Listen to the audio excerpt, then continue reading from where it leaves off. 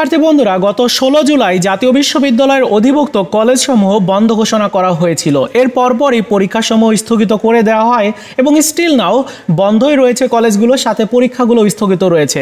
আপনারা যারা পরীক্ষা দিচ্ছেন বা জাতীয় বিশ্ববিদ্যালয়ে অধ্যয়নরত আছেন, আপনারা অনেকেই জানতে চেয়েছেন যে বিশ্ববিদ্যালয় কখন খুলবে বা বিশ্ববিদ্যালয়ের যে অধিভুক্ত কলেজগুলো রয়েছে এই কলেজগুলো কখন খুলবে। আজকের এই ভিডিওতে এই সংক্রান্ত আপডেট তথ্য শেয়ার করব, কবে খুলবে সেই তারিখটাও আপনাদেরকে জানাবো। চলুন শুরু করা যাক।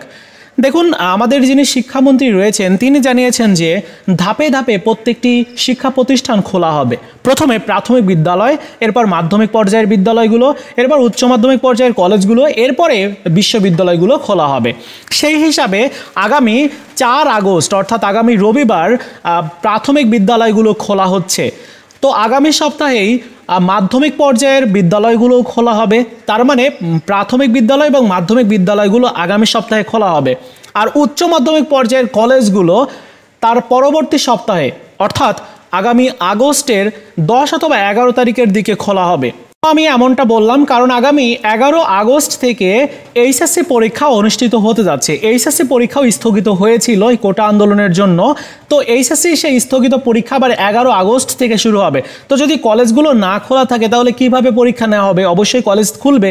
সো আগামী 11 আগস্টের পর হয়তো আপনাদের জাতীয় বিশ্ববিদ্যালয় খোলা হবে। এখনও কোনো সিদ্ধান্ত হয়নি, জাতীয় বিশ্ববিদ্যালয়ের ওয়েবসাইটে কোনো নোটিশ এখনও পর্যন্ত প্রকাশ হয়নি।